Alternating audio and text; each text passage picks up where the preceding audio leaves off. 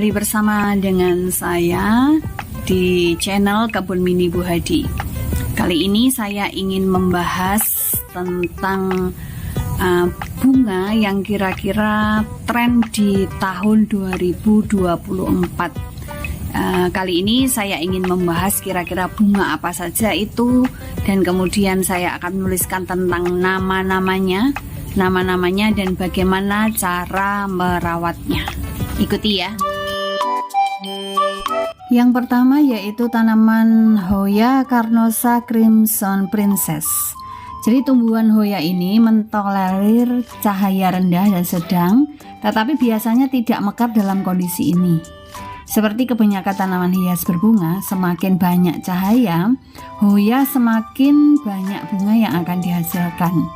Jadi Hoya ini lebih suka terlalu kering daripada terlalu basah, dan dapat menderita busuk akar jika campuran pot tetap basah untuk waktu yang lama. Jadi tanaman Hoya ini tidak memerlukan banyak pupuk, tetapi Anda dapat memupuk Hoya jika ingin tanaman ini berbunga lebih baik. Cara perawatan Hoya yaitu siram 1 kali seminggu selama 1 bulan pertama. Kemudian tempatkan outdoor, usahakan selama minimal 6 jam sehari itu terkena sinar matahari tidak langsung. Kemudian media tanam yang cocok untuk tanaman ini adalah media yang berporos, jadi tidak padat, seperti campuran pasir malang kasar, sekam mentah, sekam bakar, kokopit, dan pupuk organik. Oleskan hormon penumbuh akar di bagian tumbuh akar sebelum ditanam, agar lekas tumbuh akar yang baru. Opsional ya bagian ini, tidak pun juga nggak apa-apa. Siram 1 minggu sekali dengan campuran air dan serum untuk mengurangi stres pasca perjalanan ekspedisi. Selanjutnya adalah tanaman Philodendron cahaya bulan. Philodendron moonlight itu ya, memiliki daun berwarna hijau terang, berpendar kuning cerah. Nah, tanaman ini banyak dikenal karena tampilannya yang ceria dan kemudian perawatannya. Daun baru terbentang dari daun kuning cerah dan kemudian tua menjadi hijau jamrut. Keunggulan tanaman ini karena dapat menyaring racun di udara seperti formaldehyde, benzena, dan trichloroethylene. Perawatannya adalah tanaman ini menyukai teduh, cahaya yang teduh, cenderung panas pagi dan sore saja.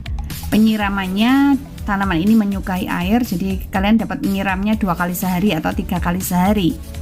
Pupuknya penggunaan pupuk organik atau anorganik. Perbanyakan mereka ini tanaman ini terutama ditanam dari anak rumpun atau bonggolnya. Berikutnya adalah tanaman Alocasia Dragon Scale. Alocasia ini menyukai air dan suka berada di tempat yang terang. Namun jangan letakkan tanaman ini di bawah sinar matahari langsung, dan jangan biarkan bola akar atau akar dari tanaman ini mengering. Daun tanaman ini itu tumbuh ke arah cahaya dan ada baiknya untuk membaliknya sesekali. Jadi putar-putar potnya ya, supaya tidak hanya dari satu sisi mendapatkan cahaya matahari, tapi juga sisi yang lainnya juga terkena cahaya matahari. Ketika tanaman membentuk daun baru, daun yang lebih tua akan terkulai.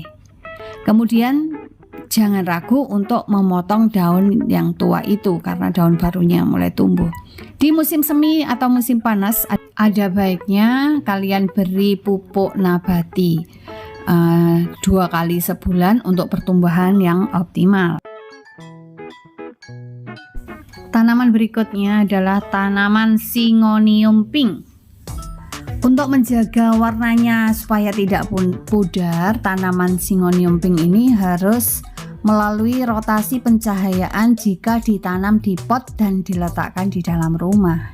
Artinya Syngonium ini tidak melulu berada dalam rumah. Tempatkan Syngonium di dalam rumah selama 1 minggu dan kemudian mengeluarkannya juga selama 1 minggu. Lakukan ini secara terus-menerus, dan apabila akar tanaman masih sedikit, gunakan pot dengan ukuran kecil dengan diameter minimal 5 cm. Akar tanaman yang masih sedikit ya, masih kecil, berpotensi mengalami penyakit busuk akar jika ditaruh di dalam pot besar.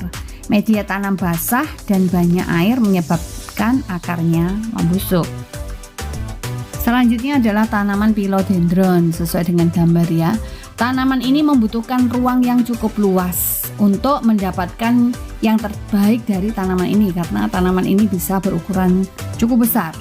Nah, jika Anda ingin menanam philodendron ini dalam pot, maka Anda akan mendapatkan hasil terbaik dengan menggunakan media tanam yang subur dan gembur yang akan mengalirkan air keluar dengan baik dan kaya bahan organik dan sphagnum moss.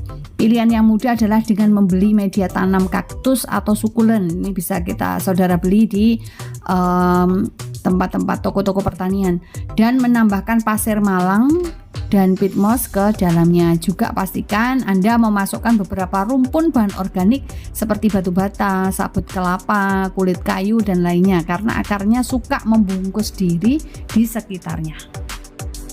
Tanaman jenis ini jauh lebih mudah jika ditanam di luar ruangan atau langsung di tanah. Jadi dia akan bisa bertumbuh dengan leluasa dan cukup besar. Tempat manapun yang tanahnya cepat kering sudah cukup baik. Jadi tanaman ini akan tumbuh subur di tanah yang kaya bahan organiknya. Jadi gunakan banyak mulsa daun dan kompos steril ya, dan lainnya yang membantu tanah mempertahankan kelembapan. Gunakan tempat yang ditinggikan di sepanjang tepi halaman Anda atau gundukan pohon untuk menumbuhkan tanaman ini. Dengan cara ini akan memungkinkan pengeringan air secara alami.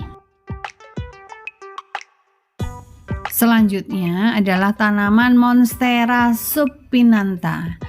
Tanaman ini tumbuh dengan baik di tanah yang sedikit lembab. Jadi biarkan tanah lapisan atas mengering sebelum disiram lagi. Mengenai cahaya, Monstera subpinata ini hidup paling baik di bawah sinar matahari, tidak langsung tapi terang. Suhu terbaik untuk tanaman ini terletak antara 18 hingga 27 derajat Celcius. Sebagai tanaman tropis, tanaman ini lebih menyukai kelembapan tinggi, kurang lebih 60%. Tanaman ini letakkan di mana tanaman ini akan menerima sinar matahari tidak langsung dari medium hingga terang. Daunnya perlu sering dibasahi. Disarankan untuk merepotting setiap 18-24 bulan sekali untuk membentuk tanaman ini menjadi lebih besar. Untuk memungkinkan pertumbuhan, biasanya saudara perlu memilih wadah pot yang diameternya itu 5 atau 10 cm lebih besar dari ukuran tanamannya. Jadi agar akar tanaman ini, ketika menanam, akar tanaman ini taruh di paling bawah, jadi tertutup sama tanah begitu. Dan sebaiknya pilih pot yang sedikit lebih besar dari yang sebelumnya. Tanaman jenis ini sangat beracun, jadi disarankan untuk memakai sarung tangan saat Anda memangkas tanaman ini ya. Gunakan alat yang tajam dan bersih karena supaya memastikan bahwa Anda memiliki potongan yang bagus dan bersih, supaya tidak justru menghancurkan batang dari tanaman ini. Lalu selalu bersihkan peralatan Anda dengan disinfektan untuk mencegah bakteri masuk ke tanaman Anda. Mulailah memangkas dengan memotong daun tua atau yang sakit di pangkal batang. Dan jika Anda memangkas karena ingin mendorong pertumbuhan, potong tanaman di lokasi yang Anda inginkan atau di posisi yang Anda inginkan. Jika Anda ingin tanaman Anda tumbuh tinggi, potonglah dari atas. Tanaman ini biasanya tidak mekar di dalam ruangan, tetapi tanaman ini menghasilkan buah yang bisa dimakan, yang konon rasanya seperti salad buah di habitat aslinya. Tanaman ini mirip jari yang indah, yang jika dibiarkan dapat naik hingga ketinggian 7 hingga 9 meter, bisa sangat tinggi ya. Di teras dan ruangan indoor, tanaman ini bisa tumbuh dengan baik. Umumnya berikan ruang yang cukup untuk pengembangan. Pot berdiameter kurang lebih 25 cm. Semakin longgar akarnya, semakin besar dan sehat tanaman Anda nantinya. Ketika akar tanaman sudah sangat penuh dalam pot, pertumbuhannya menjadi melambat. Jadi perhatikan ketika akar tanaman di dalam pot sudah mulai penuh. Nah, saatnya untuk mengganti pot ke pot yang lebih besar. Tanaman selanjutnya adalah tanaman Anthurium crystallinum. Tanaman ini berasal dari daerah Amerika Selatan dan tanaman ini memiliki daun yang lebat.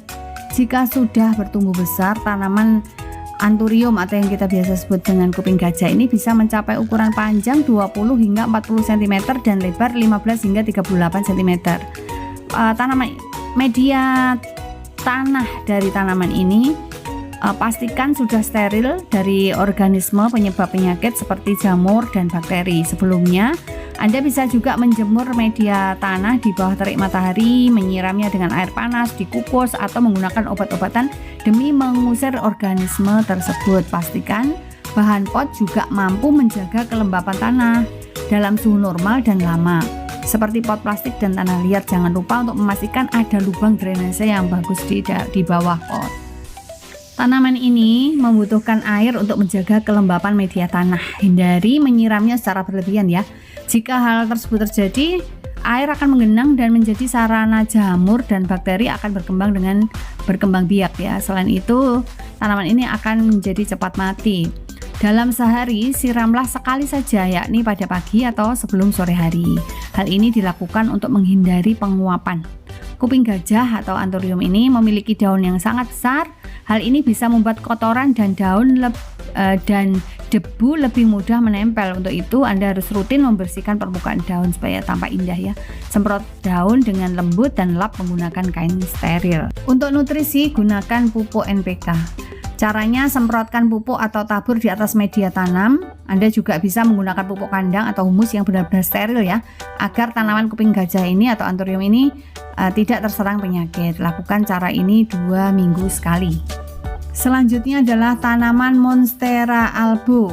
Jadi tanaman ini bisa tumbuh dengan baik jika diletakkan di tempat yang terang. Untuk lebih mudah, letakkan tanaman ini di tempat yang bisa terkena sinar matahari pagi.